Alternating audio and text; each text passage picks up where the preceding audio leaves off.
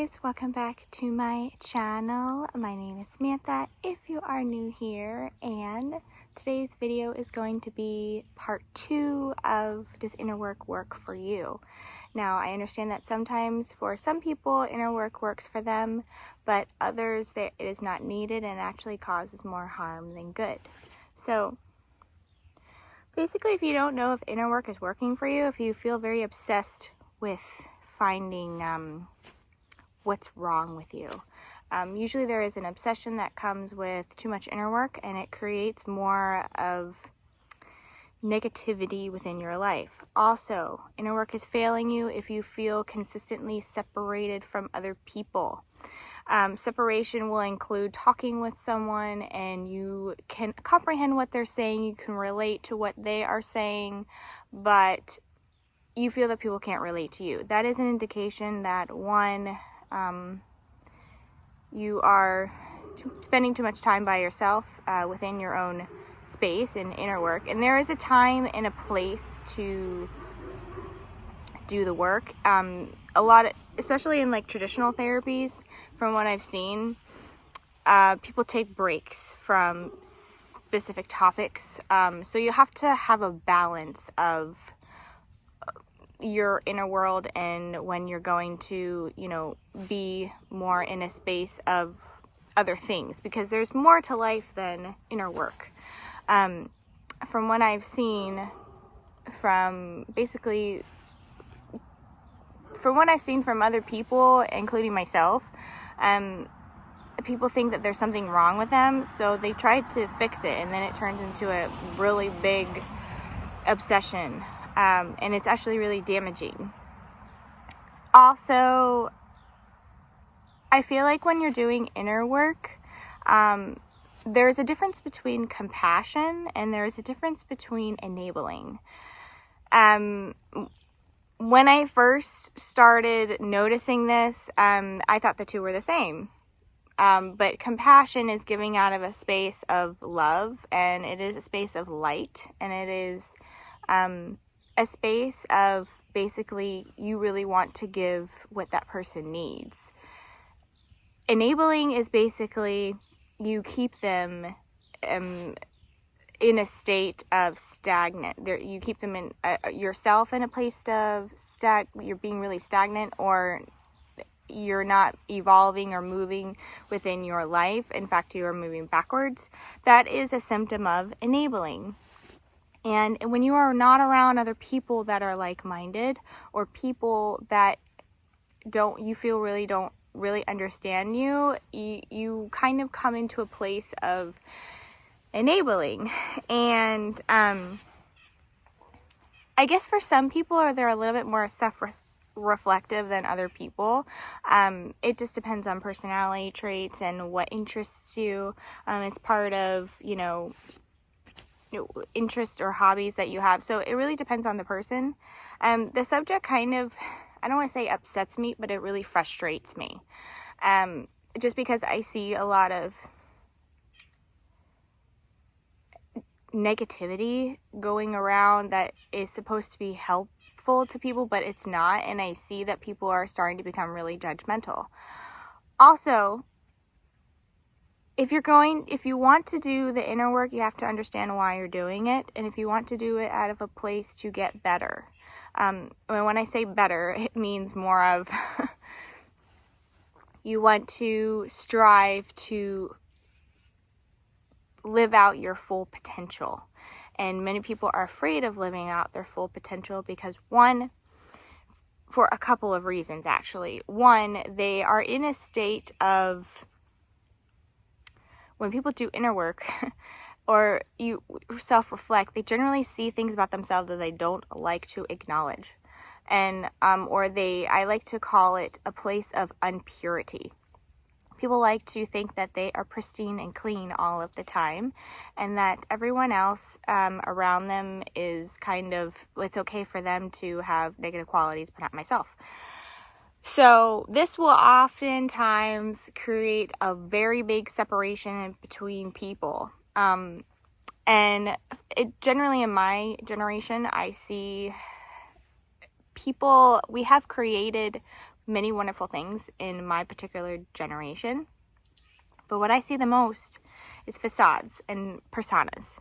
And that's why a lot of times people don't know how to interact with each other, because they no longer have that persona.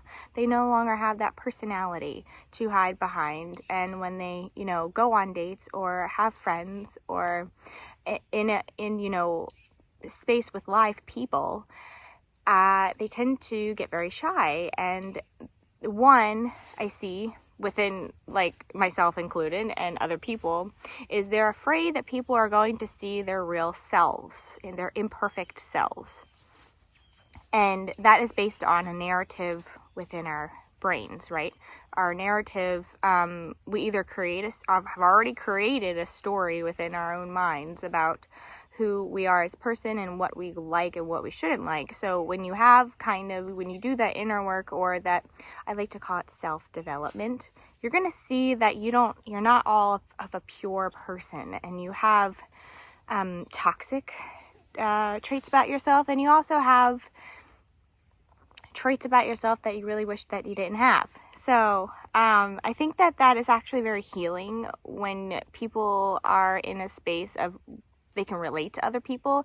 Is because, one, they don't feel like they're the only person that has that issue, so it creates more of a relief, and that moves into a space of it's safe to be myself.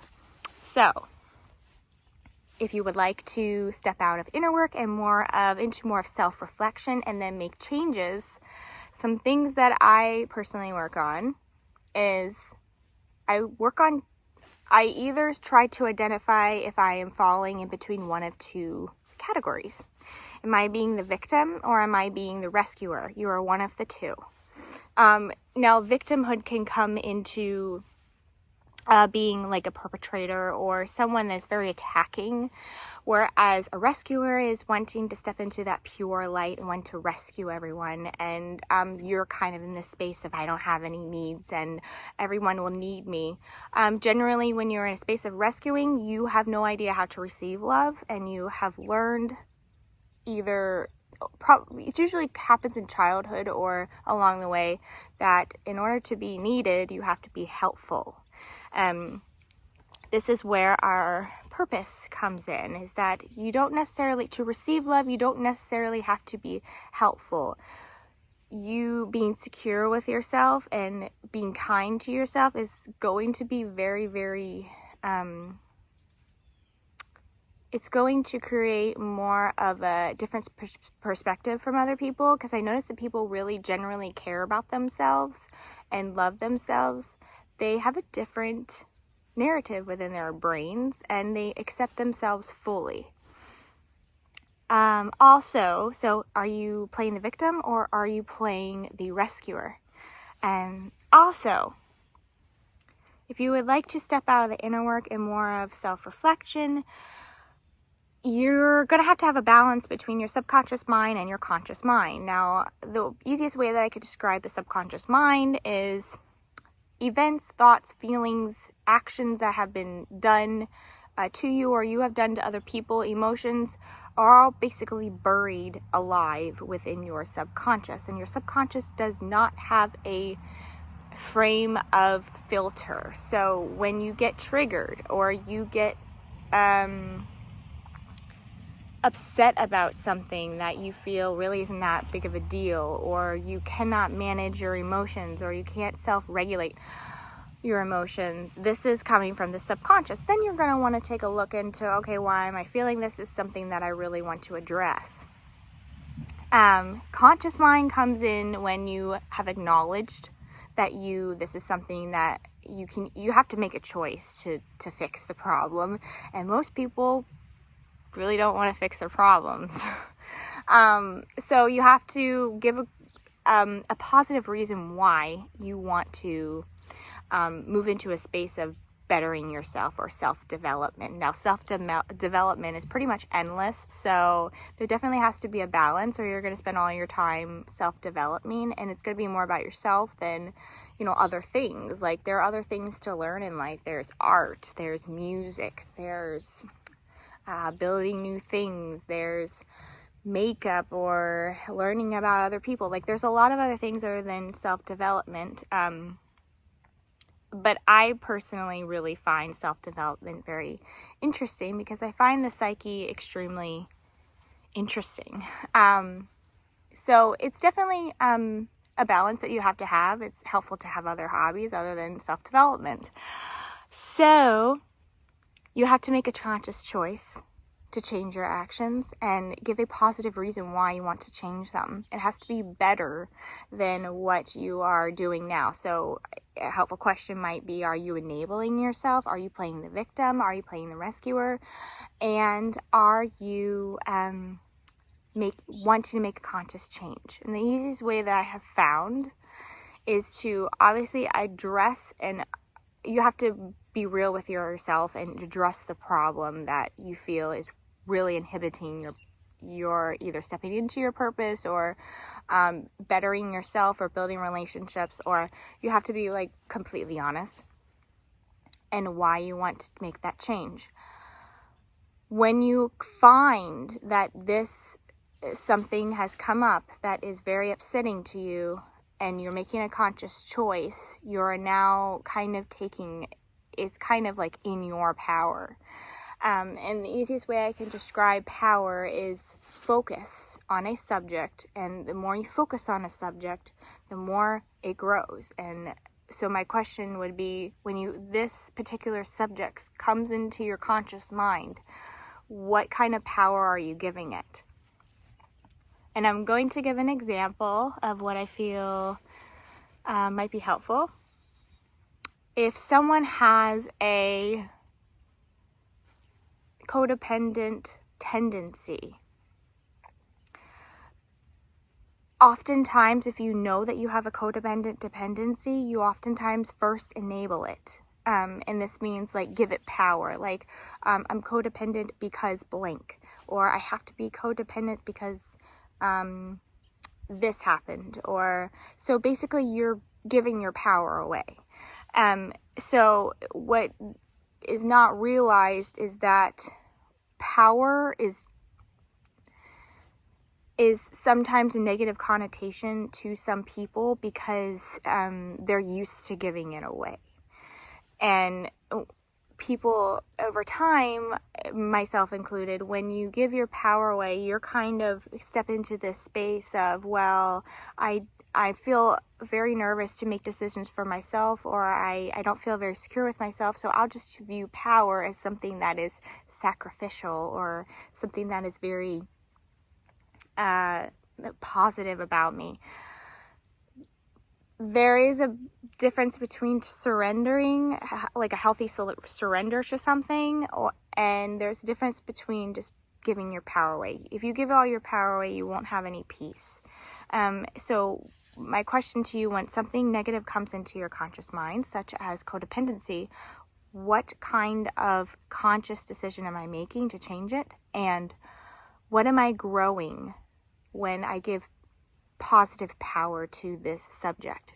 So an example could be, instead of enabling my codependency or my dependent behavior, what positive change is going to come of when I change this particular behavior, such as making steps to be like, maybe I see a friend dieting or something, and instead of doing what she's doing or he's doing, or going on that diet, I can make the choice in my conscious mind to present the subject of, just because they're dieting doesn't mean that I have to.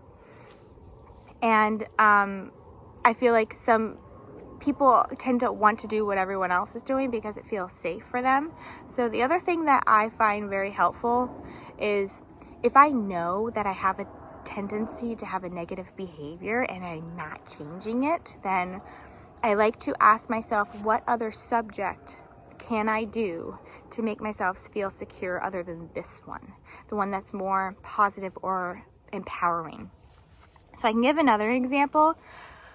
If a person feels secure when they are working all the time,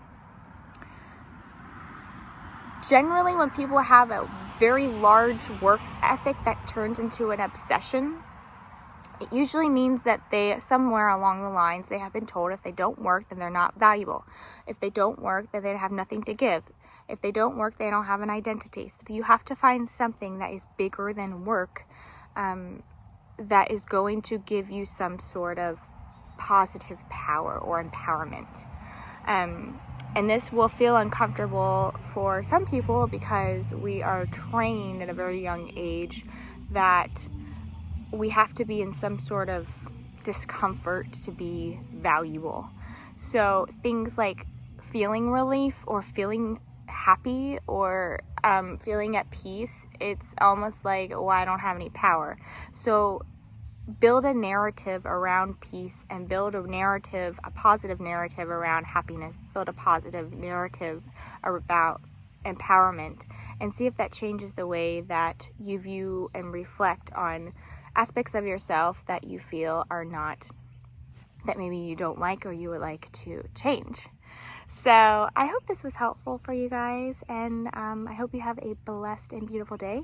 If you would like to book a personalized session with me, you can book one on my website or go to calendly.com/Eleph Myrrh, and I offer a technique titled the Myrrh Technique that helps people come into a space of their heart space and overcome traumatic events that interfere with living a meaningful life. So I hope this will be beneficial for you, and my information will be in the description box below.